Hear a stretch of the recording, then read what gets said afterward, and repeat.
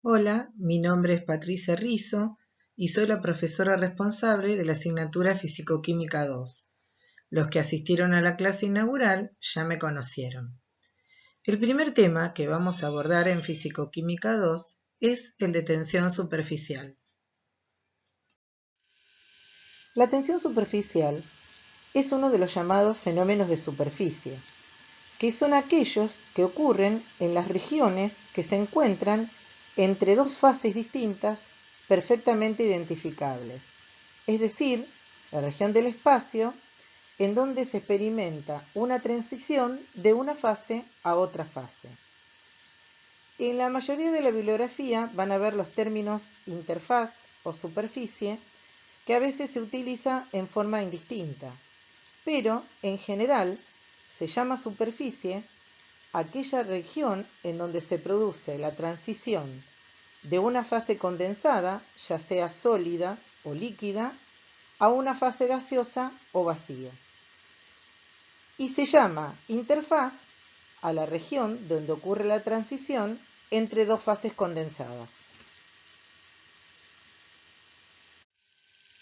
De acuerdo a lo dicho, existirán distintos tipos de interfaces y o superficies. En el siguiente cuadro vemos aquellas que tienen una importancia debido a su valor para procesos biológicos y o tecnológicos. Por ejemplo, acá vemos distintos tipos de aplicaciones o de situaciones que nosotros tratamos o vamos a tratar en fisicoquímica. El caso de la catálisis, que lo vimos el año pasado en Fisicoquímica 1, en este caso sería una catálisis heterogénea porque transcurre en la interfaz.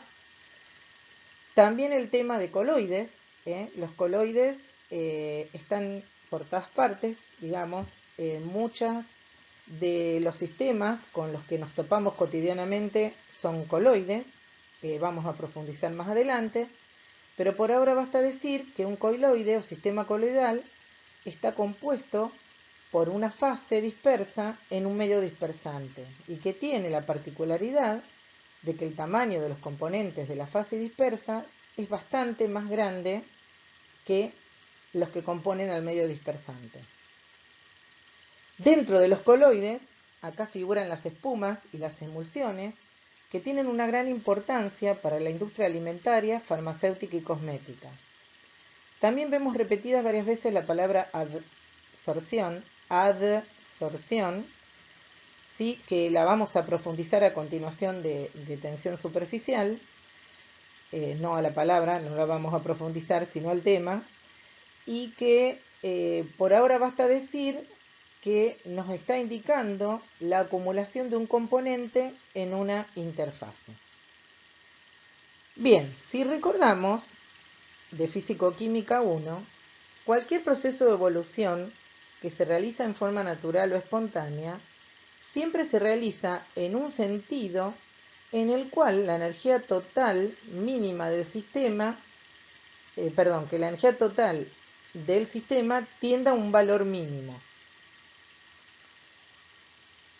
Si un sistema tiene dos fases y la presencia de la interfaz transcurre con una variación de energía libre positiva, esa interfaz va a tender a reducirse espontáneamente al mínimo, llevando como consecuencias a que las dos fases van a tender a separarse, en la medida de lo posible, siempre teniendo en cuenta restricciones como las fuerzas gravitatorias, los movimientos mecánicos y otros factores. Ahora bien, ¿cómo se puede evitar esto? Bueno, yo podría hacer algún cambio de condición o de composición de mi sistema de manera tal de reducir el valor de energía libre o, si eso no es posible, de hacer que esa tendencia a que las fases se separan sea lo más lenta posible, y eso de lo más lenta posible es relativo, es decir, hacerla tan lenta como para que yo pueda utilizar ese sistema de dos fases durante un tiempo que a mí me interese. Por ejemplo, si yo hago una mayonesa, ¿sí?, que es una emulsión, es un coloide, voy a querer que las dos fases permanezcan juntas por lo menos durante el tiempo hasta la fecha de vencimiento de la mayonesa. ¿Se entendió? Bien. Ahora, la otra pregunta es, ¿siempre conviene evitar que las dos fases se separen? Vamos a ver que eso es relativo. Y relativo a para qué yo voy a usar la aplicación.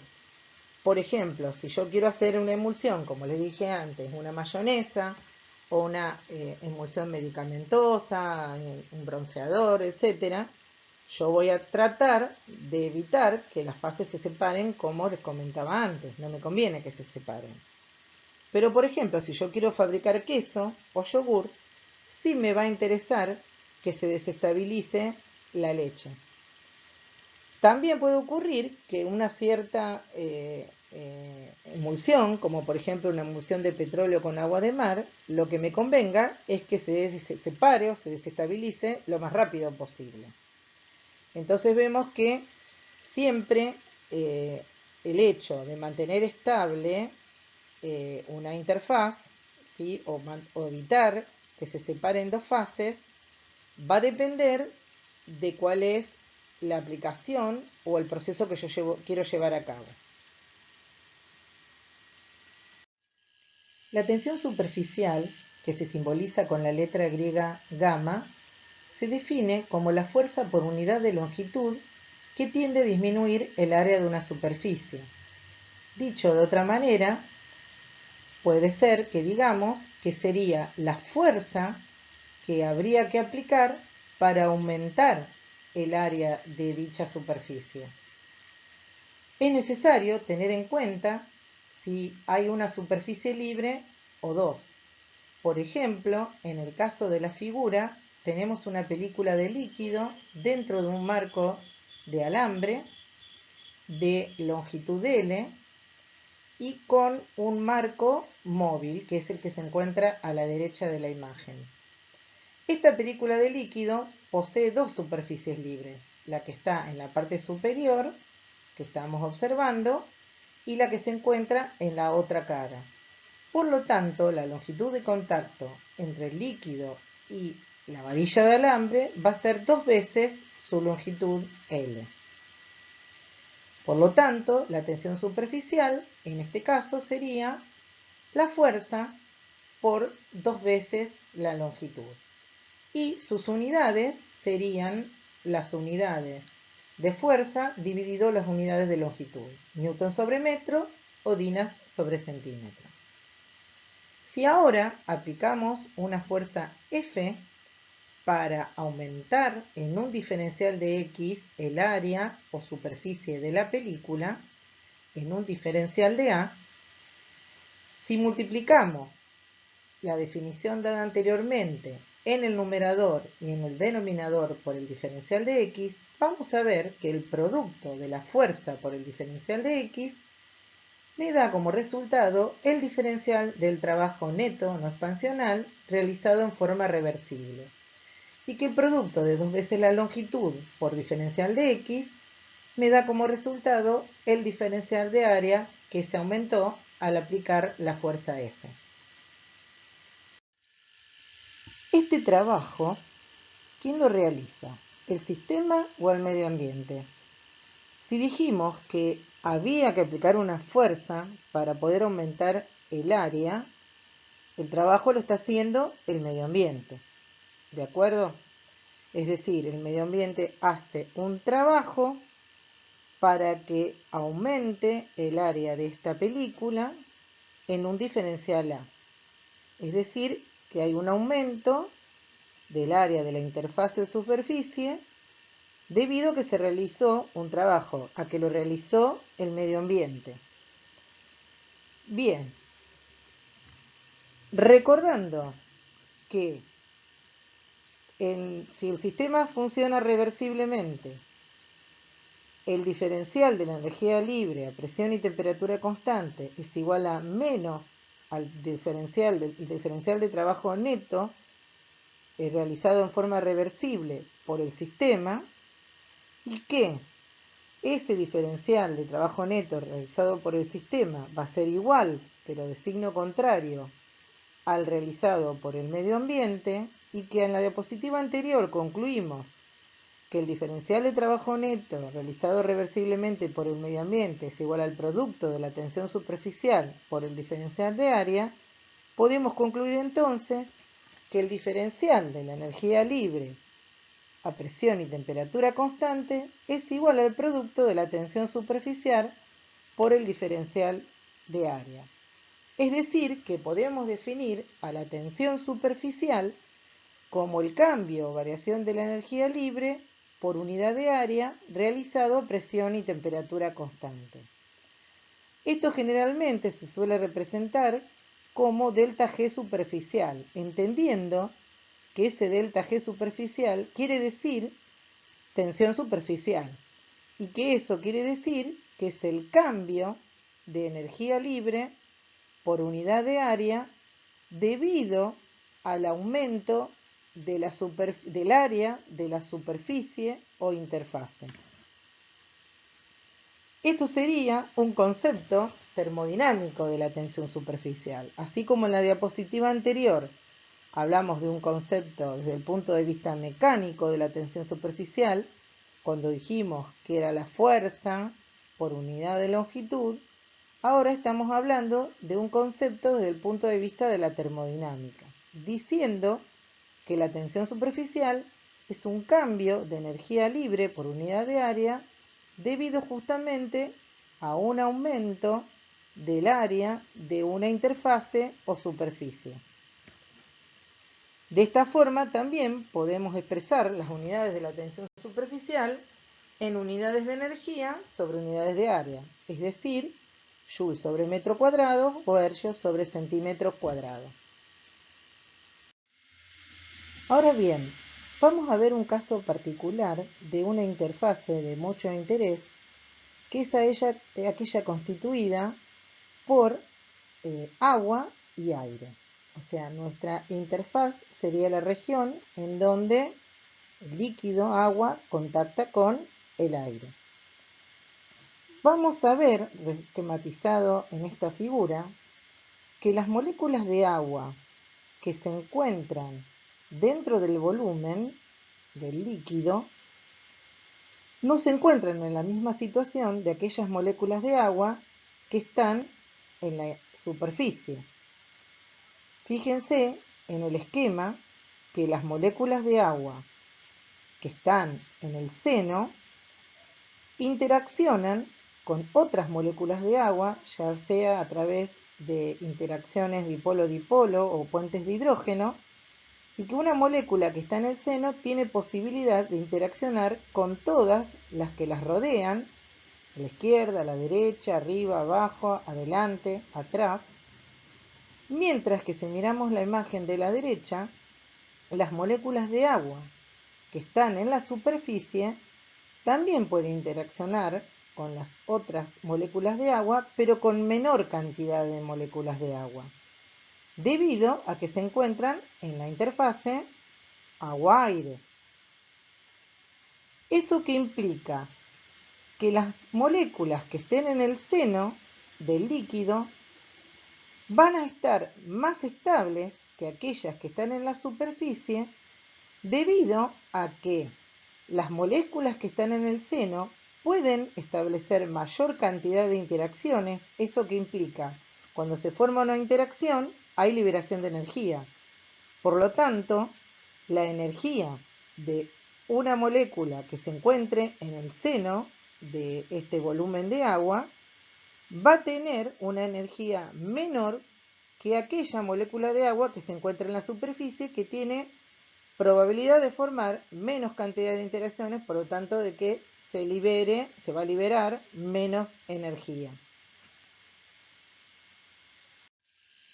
Recordando que el concepto de tensión superficial desde el punto de vista termodinámica me indica el trabajo que debe realizar el medio ambiente para aumentar el área de una superficie vamos a aplicarlo al sistema que acabamos de ver. Dado que estuvimos hablando o definimos esto utilizando el caso de la película sobre un marco de alambre y que es fácil de visualizar, vamos a ver cómo lo interpretamos para el caso que vimos recién. Es decir, si yo tengo que aumentar el área de esta superficie, es decir, la zona de contacto entre el agua y el aire, ¿qué debería hacer? Debería llevar moléculas de agua que están en el seno hacia la superficie, para que de esa manera aumente el número de moléculas de agua que están en la superficie, y eso implicaría que se aumenta el área de esa interfase. Ahora bien, dijimos antes que las moléculas de agua que están en el seno están en una situación más estable debido a que tienen una energía menor que las que están en la superficie. Por lo tanto, esto va a implicar claramente que hay que hacer un trabajo para mover una molécula de agua del seno en una situación más estable a la superficie a una situación de menor estabilidad energética. Eso implica que va a haber una variación de energía libre y que coincide con el concepto que vimos anteriormente de que podemos definir también a la tensión superficial como el cambio de la energía libre superficial, es decir, el cambio de la energía libre debido al aumento del área de esta superficie, que también podemos aplicar en el caso de cualquier interfase. Habíamos dicho que el hecho de que existan interacciones entre las moléculas del líquido implica liberación de energía, y cuanto más de mayor magnitud sean esas fuerzas intermoleculares, mayor liberación de energía habrá.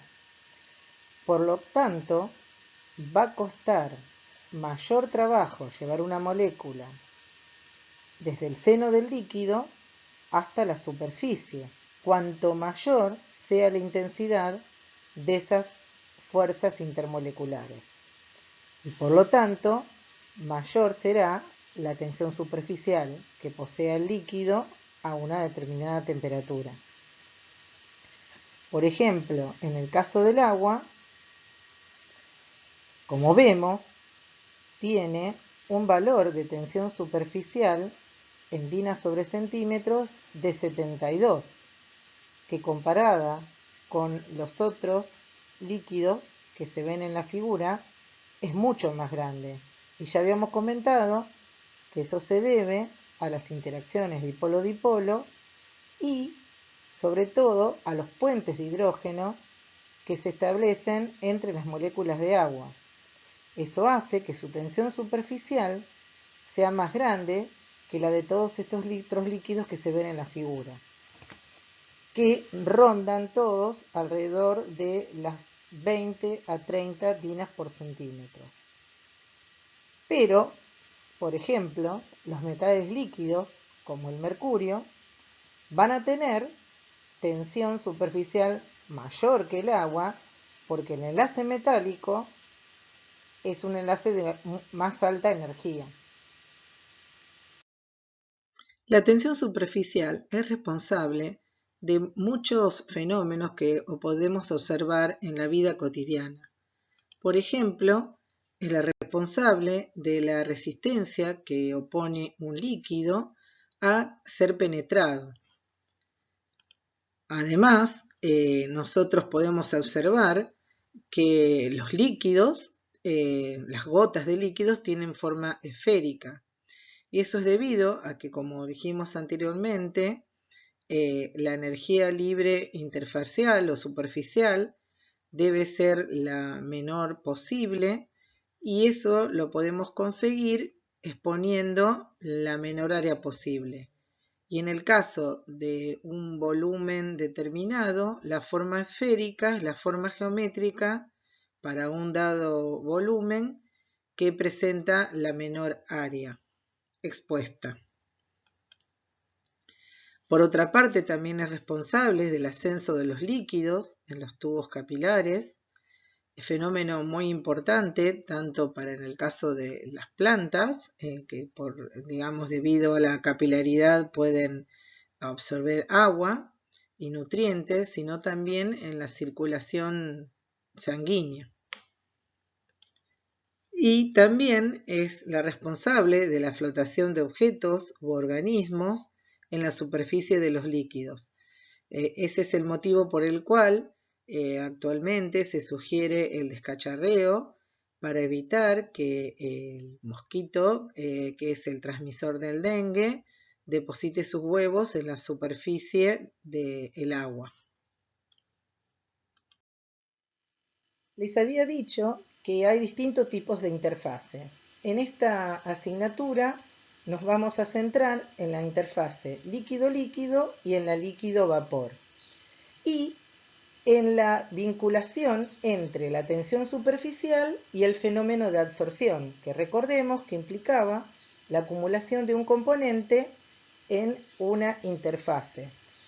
Es lógico suponer que si hay absorción en una interfase, es muy probable que haya modificaciones en la tensión superficial. Y este estudio lo realizó Gibbs, el cual planteó la conocida isoterma de absorción de Gibbs, para lo cual se planteó una serie de simplificaciones.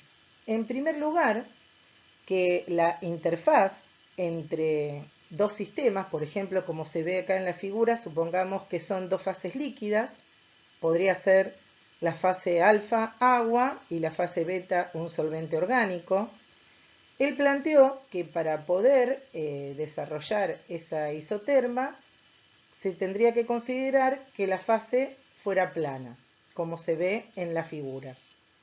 Por ejemplo, si colocamos en un frasco agua y aceite, vamos a ver que se forma una interfaz plana. Si colocamos agua en un vaso, vamos a ver que se forma una interfaz plana entre el agua y el aire que está sobre ella. Esta ecuación no se podría aplicar a sistemas como por ejemplo gotas, pompas, burbujas. Y otra cuestión que planteó Gibbs es que se trata de un sistema de múltiples componentes. En la figura, como les decía, vemos dos fases líquidas inmiscibles entre sí, la fase alfa acuosa, la fase beta orgánica, y ahí también podemos agregar un tercer componente, que podría ser una sal, un azúcar, una proteína, un fosfolípido. Y el tema es ver qué sucede con ese componente. Por lo que nosotros vimos en Fisicoquímica 1, este componente va a tender a ubicarse en la fase donde es más soluble, es decir, donde puede establecer interacciones que liberen energía y que le permiten estabilizarse en esa fase. Entonces, si lo que yo agrego es un componente que puede formar interacciones con el agua, en mayor proporción se va a ubicar en la fase alfa. Pero si agrego un componente que puede formar interacciones con el solvente orgánico, en mayor proporción va a ir a la fase beta. Lo que se ve entre las líneas de puntos sería la zona interfacial, que está dibujada así como una zona de color difuso debido a que las propiedades en esa interfase varían en una forma continua. Es decir, si yo tomo una muestra de cualquier parte de la fase alfa por debajo de la línea de puntos, sus propiedades son constantes. Lo mismo si tomo muestras de distintas partes de la fase beta por arriba de la línea de puntos, también sus propiedades van a ser constantes, pero en la zona interfacial va a haber un cambio gradual, continuo, de las propiedades entre la fase alfa y la fase beta. Es decir, el cambio de las propiedades no va a ser brusco.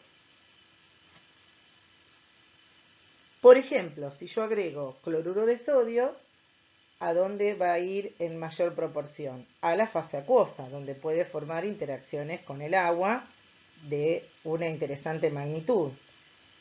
Poco, casi nada, diría yo, va a ir a parar a la fase beta. Pero ¿qué va a pasar en la interfase?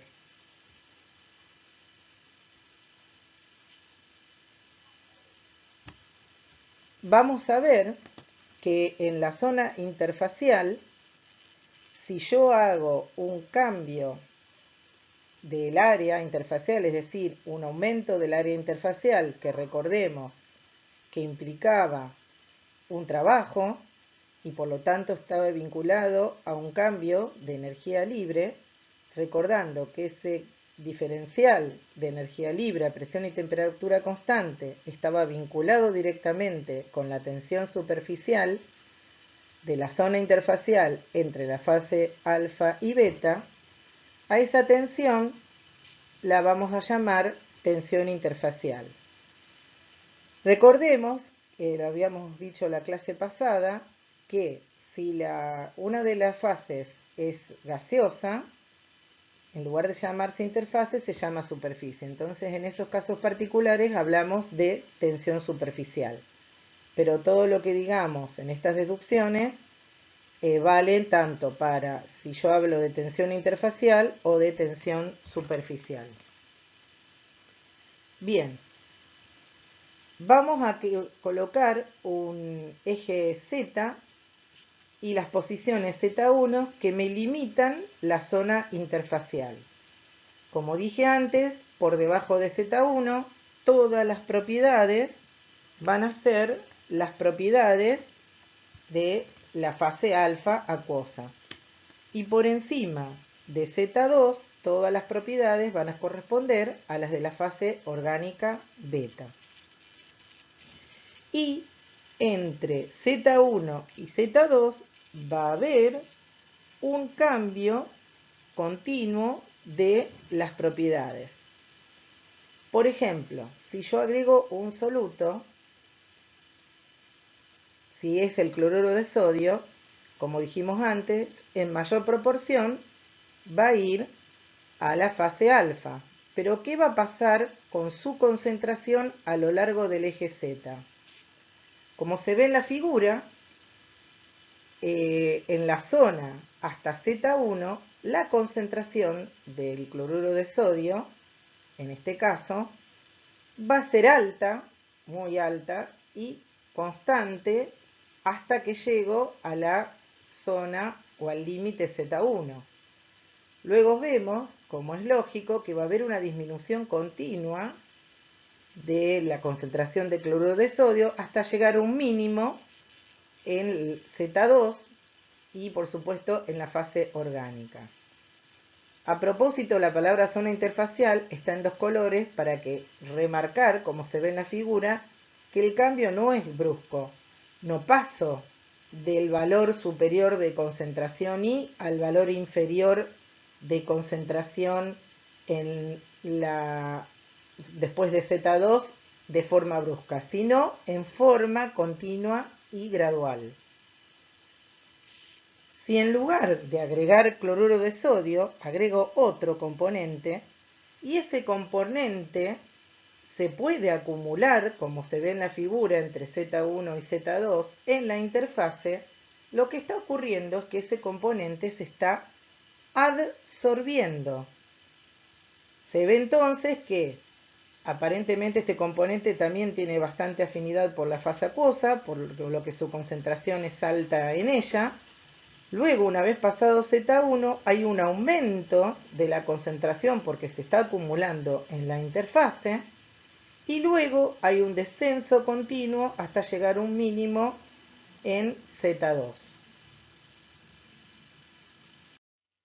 Por lo tanto, si la adición de un tercer componente al sistema formado por las fases alfa y beta, ya sea que este tercer componente se absorba en la interfase o no lo haga, va a traer como consecuencia cambios en las propiedades superficiales de la interfase. en este caso particular, en su tensión interfacial. Gibbs se ocupó de estudiar en qué sentido van a ser esos cambios y en qué magnitud. Para ello, Gibbs planteó colocar en la interfase un plano a la altura arbitraria Z0 y comparar este sistema A, que es el que nosotros estamos estudiando, o sea, el sistema real, con otro sistema hipotético o imaginario B, en donde el plano Z0 es el límite entre las dos fases, sin existencia de la zona interfacial. Es decir, que en el sistema B, por encima del plano Z0, tendremos las propiedades de la fase beta y por debajo del plano Z0 las propiedades de la fase alfa, sin una transición en dichas propiedades, como era en el caso del sistema A. Es decir, que en el sistema B hay un cambio brusco de las propiedades entre alfa y beta. Luego Gibbs lo que hizo fue calcular la energía libre del sistema A, que por supuesto incluye a la energía interfacial. Y también determinó la energía libre del sistema B, que no tiene la interfase, por lo tanto, su energía libre va a resultar de la suma de las energías libres de la fase alfa y de la fase beta.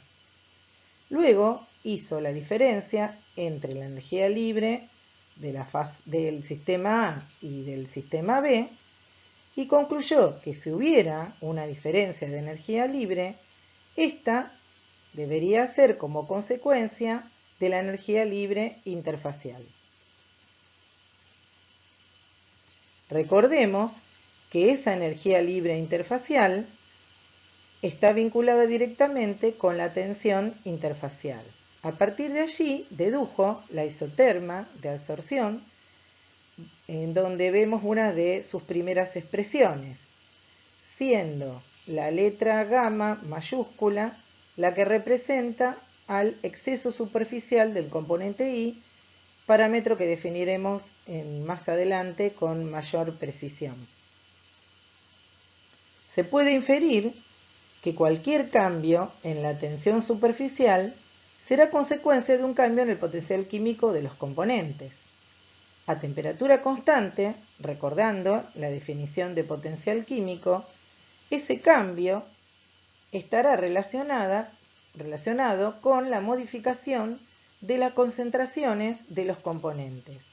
Cualquier cambio en la concentración de los componentes conducirá entonces a un cambio en la tensión superficial. De esta manera, Gibbs explica la consecuencia de la adición de un componente a una zona, un sistema formado por dos fases inmiscibles entre sí. Lo que faltaría ver todavía es en qué sentido es este cambio y en qué magnitud. El exceso superficial del componente I está vinculado con los moles de I en exceso o en defecto en el plano Z0 al comparar el sistema A con el sistema B. Es decir, con la diferencia entre el número de moles del componente I en el sistema real A y el número de moles del componente I en el sistema hipotético B. Ahora bien, ¿qué le pasa a nivel molecular al componente I cuando se lo adiciona a un sistema de dos fases invisibles como el que estuvimos viendo hasta ahora, donde la fase alfa era una fase acuosa y la fase beta era una fase orgánica? En el ejemplo de la figura podemos ver que este componente I tiene más afinidad por la fase acuosa alfa. Por lo tanto, va a haber muchos moles de I en la fase alta, que están representados por las bolitas violetas, mientras que cuando lleguemos a la interfase, el número de moles va a ir disminuyendo en forma gradual, hasta llegar a la fase beta, en donde hay muchos menos moles del componente I.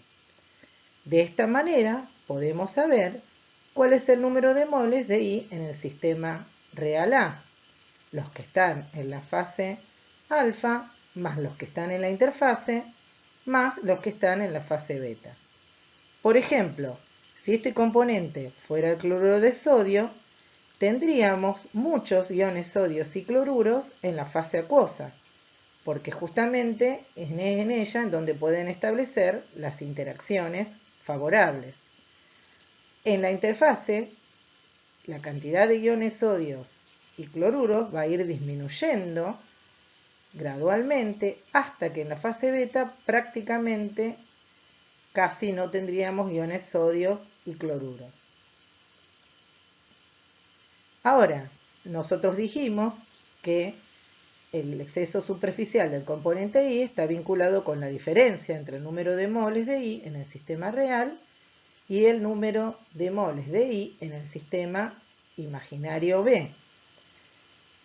Para eso entonces tenemos que saber ahora cómo determinamos el número de moles del componente I en este último sistema. Pero nosotros dijimos que la ubicación del plano Z0 es arbitraria. Por lo tanto, van a existir tanto sistemas B hipotéticos como posiciones Z0. Recapitulando, ya averiguamos el número de moles del componente I en el sistema real A. Ahora vamos a tener que determinar el número de moles del componente I en el sistema hipotético. Pero ya dijimos que la cantidad de sistemas hipotéticos va a depender de la posición en que coloquemos el plano Z0. Vamos a ver algunos posibles sistemas hipotéticos. En este caso, si coloco el plano Z0 en el límite superior de la interfase, el sistema hipotético que voy a obtener es este, donde por encima del plano tengo la composición de la fase beta, es decir, pocos moles del componente I. Y por debajo de Z0, la composición es la de la fase alfa, rica en moles de I. Si se suman los moles de I en la fase alfa más los moles de la fase beta para este sistema imaginario B, voy a tener más moles de I, más bolitas violetas, que en el caso del sistema real A. ¿Por qué? Porque donde antes estaba la interfase en donde decrecía en forma continua la concentración del componente I, ahora esa zona está ocupada por una cantidad de moles de I iguales a los de la fase alfa rica en I. Por lo tanto, al colocar Z0 en la posición elegida, el número de moles de I en el sistema B hipotético va a ser mayor que en el sistema A real. Y entonces la diferencia entre el número de moles de I en el sistema real A menos el número de moles de I en el sistema hipotético B, en este sistema hipotético B, será negativo. Y por lo tanto, el exceso superficial del componente I también será negativo.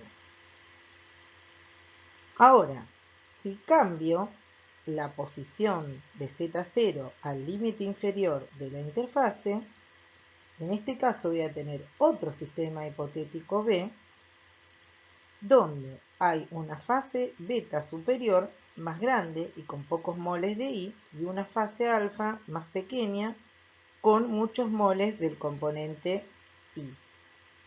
Por lo tanto, el número de moles del sistema real menos el número de moles del componente I de este sistema hipotético será positivo, debido a que la zona donde estaba la región interfacial ahora tiene la composición de la fase beta. Por lo tanto, esto determinará que el exceso superficial, en este caso, sea positivo. En conclusión, el exceso superficial va a depender de la posición en que coloco el plano Z0. Inclusive existirá una posición en donde yo pueda conseguir que el número de moles del componente I en el sistema real A y en el sistema hipotético B sean iguales y por lo tanto el exceso superficial sea 0.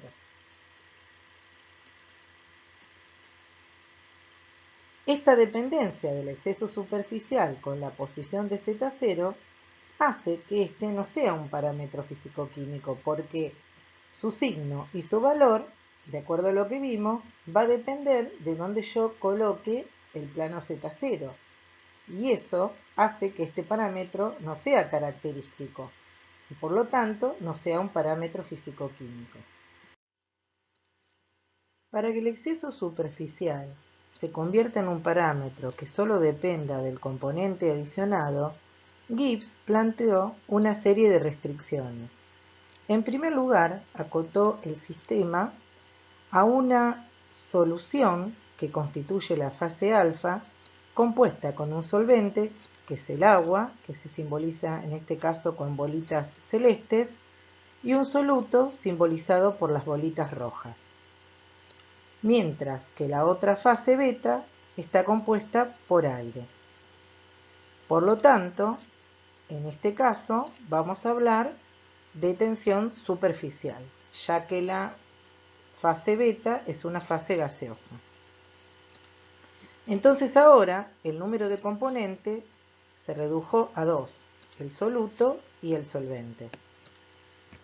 Por lo tanto, y recordando la expresión de la ecuación de Gibbs que viéramos anteriormente, y como dijimos que el sistema está compuesto por dos componentes, la expresión del diferencial de tensión superficial tendrá dos sumandos, donde gamma mayúscula sub 1 y gamma mayúscula sub 2 corresponden al exceso superficial del solvente y del soluto respectivamente. Y diferencial de mu1 y diferencial de mu2 al cambio del potencial químico del solvente y del soluto respectivamente. Gibbs también realizó otra restricción importante con lo que respecta a dónde colocamos el plano Z0 y él decidió colocarlo en una posición tal que el exceso superficial del solvente sea 0. Es decir, en la zona en donde la diferencia de moles de agua entre el sistema real y el sistema hipotético sea nula. Entonces ahora la ecuación de Gibbs queda reducida a un solo término, pero vemos que ha cambiado la forma de simbolizar el exceso superficial de soluto. Ahora vemos que detrás del 2 hay un 1 entre paréntesis. Eso implica que este es un exceso superficial de soluto, pero relativo a la posición en que se colocó el plano Z0 para hacer que el exceso superficial del solvente fuera nulo. Por eso se llama exceso superficial relativo. Es un exceso superficial de 2 respecto al exceso superficial de 1 con valor nulo. El exceso superficial relativo del soluto se calcula a partir de la diferencia del número de moles de soluto entre el sistema real y el sistema hipotético, pero con el plano Z0 ubicado en una posición en donde el exceso superficial del solvente sea igual a 0. De esa manera se independiza este parámetro de la posición de Z0. A partir de definir el exceso superficial relativo y si se cumple que la concentración del solvente en la fase alfa, o sea en la solución, es mucho más grande que la correspondiente en la fase beta, o sea, en el aire, y que también la concentración del soluto en la fase acuosa es mucho mayor que en el aire, como lógicamente es el caso, se puede plantear la siguiente ecuación, donde A representa el área de la superficie, N2 y N1 el número de moles de soluto y solvente respectivamente, C2 alfa la concentración del soluto en dicha fase y C1 alfa la concentración del solvente en la solución. Todos estos parámetros son parámetros únicos de esta solución. Es decir, yo preparé la solución, entonces conozco qué número de moles de soluto tengo, qué números de moles de solvente tengo y puedo determinar la concentración de la solución. Por lo tanto, todas estas variables son medibles y no son arbitrarias. Entonces, en este caso, el exceso superficial relativo sí se puede considerar como un parámetro físico-químico. Esta ecuación es válida para el tipo de sistema que planteamos, es decir, una solución compuesta por soluto y solvente en contacto con el aire, y en donde se tiene que cumplir que la concentración del solvente y la del soluto en la fase acuosa deben ser mucho mayores que las correspondientes en la fase beta. A partir de esta ecuación se puede llegar a esta otra, en donde el cociente que observamos es la proporción de moles entre los del soluto y los del solvente en el seno de la solución. Y lo que está recuadrado en rojo representa a los moles de soluto que estarían en la superficie si se mantuviera la misma proporción de moles de soluto respecto de los de solvente en el seno de la solución. Es decir, que podríamos definir al exceso superficial relativo como la diferencia entre el número de moles de soluto que están en una determinada área de la superficie menos el número de moles de soluto que se encuentren en un volumen del seno de la solución que contenga el mismo número de moles de solvente que el área elegida de la superficie.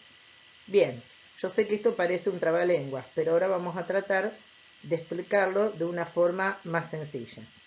Voy a explicar la definición que les di recién de una manera sencilla. En esta figura vemos esquematizado un sistema formado por una solución binaria en contacto con el aire, en donde las moléculas de solvente, que en este caso es el agua, están representadas por las bolitas celestes y las moléculas de soluto por las bolitas rojas. Lo próximo que voy a hacer es elegir una área de la superficie como la que se ve en la figura, que por supuesto su forma es a los fines didácticos, nada más. Y una vez que elegí el área de la superficie, voy a contar de que dentro de esa área cuántas moléculas de solvente y cuántas moléculas de soluto tengo. Si divido a las moléculas de solvente y soluto por el número de Avogadro, voy a tener el número de moles del solvente, en este caso el agua, en la superficie, que en este caso sería 6 dividido el número de Avogadro, y el número de moles de soluto en la superficie, que en este caso es 4 dividido el número de Avogadro. Bien, lo siguiente es elegir un elemento de volumen en el seno de la solución que contenga el mismo número de moles de solvente que los que dije que tenía en el área que elegí anteriormente, que en este caso, recordemos, eran 6 dividido el número de Avogadro. Por lo tanto, tengo este elemento de volumen, que nuevamente la forma es a los fines didácticos, Y fíjense que en este elemento de volumen hay 6 moléculas de solvente. Si lo divido por el número de Avogadro, tengo el mismo número de moles de solvente, de agua, que tenía en el área que elegí de la superficie. Luego cuento cuántas moléculas de soluto tengo en ese elemento de volumen y así, en este ejemplo, voy a tener que el número de moles de solvente en el seno de la solución es 6 dividido el número de Avogadro y el número de moles de soluto en el seno de la solución es 6 sobre el número de Avogadro. Es coincidencia que sea el mismo que el del solvente porque es un ejemplo. Nada más, podría haber sido mayor a 6 o menor a 6. Recordando la expresión dada que nos permitía el cálculo del exceso superficial relativo y cómo, en este caso, el número de moles de solvente en la superficie es el mismo que el número de moles de solventes en el seno de la solución, los podemos simplificar. Recordando la expresión que nos permite calcular el valor del exceso superficial relativo, podemos ver, de acuerdo a las variables presentes, que las unidades del exceso superficial relativo van a ser las de moles por unidad de área. Es decir, podría ser por centímetro cuadrado, por metro cuadrado, etc. En el caso particular del ejemplo, y suponiendo que el área elegida de la superficie sea 1 centímetro cuadrado, podemos calcular el exceso superficial relativo como la diferencia entre el número de moléculas de soluto que están en la superficie, en el área de la superficie elegida, que en este caso es 4, menos el número de moléculas de soluto que están en el elemento de volumen que contenía el mismo número de moléculas de solvente que la del área elegida, y que en este caso es 6, todo dividido el número de Avogadro y el área de la superficie elegida. Esto da una cuenta de menos 3,32 por 10 a la menos 24 moles de soluto por centímetro cuadrado, que en este caso resultó ser negativo. Se dice que esto es un proceso de adsorción negativa, porque en este caso este soluto se estaría acumulando en el seno de la solución y no en la superficie, es decir, no tiende a absorberse en la superficie. Ahora bien, ¿cuáles serían los valores posibles que puede tomar el exceso superficial relativo? Podría ser negativo, como en el caso del ejemplo que vimos recién, pero también podría tener un comportamiento diferente. Podría ser positivo. ¿Y eso qué estaría indicando? Que en este caso, sí, el soluto se estaría acumulando en la superficie y se estaría adsorbiendo en ella.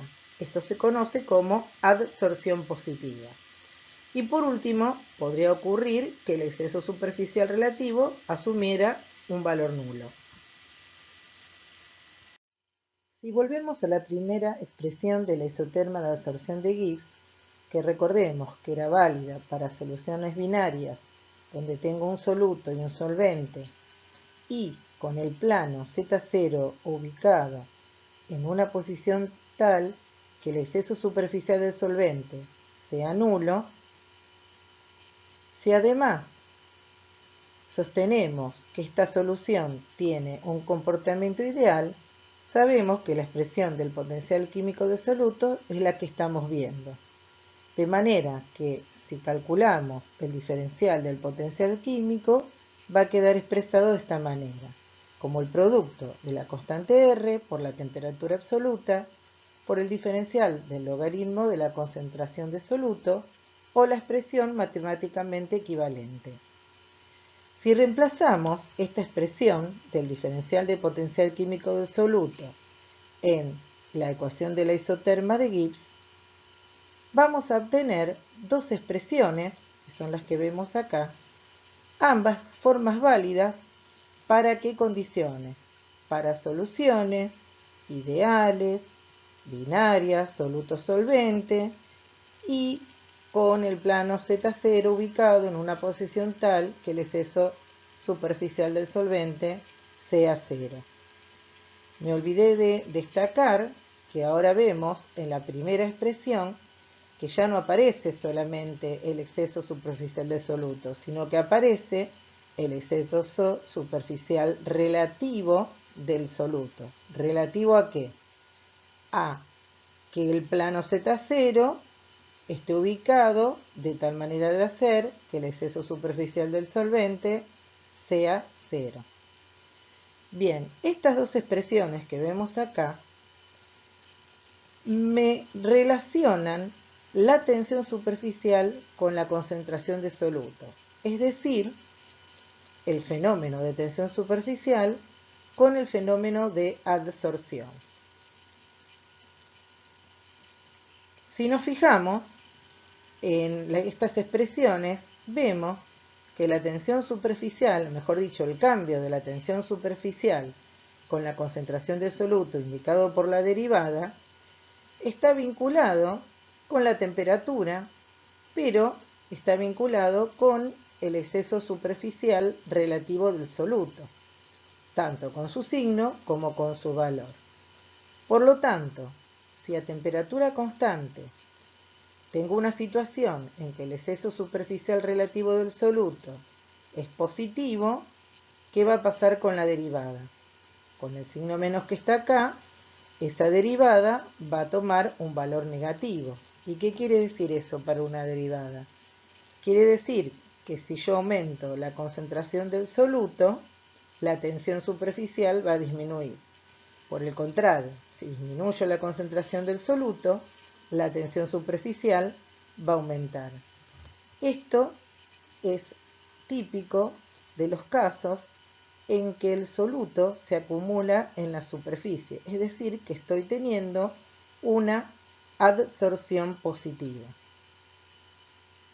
Por el contrario, si el exceso superficial relativo del soluto es negativo, el valor de la derivada va a ser positivo. ¿Eso qué quiere decir? Que si aumento la concentración de soluto, va a aumentar la tensión superficial. Por el contrario, si disminuyo la concentración del soluto, va a disminuir la tensión superficial. Y eso tiene que ver con que el soluto, en esta ocasión, se está acumulando no en la superficie, sino en el seno de la solución, lo que implica una adsorción negativa.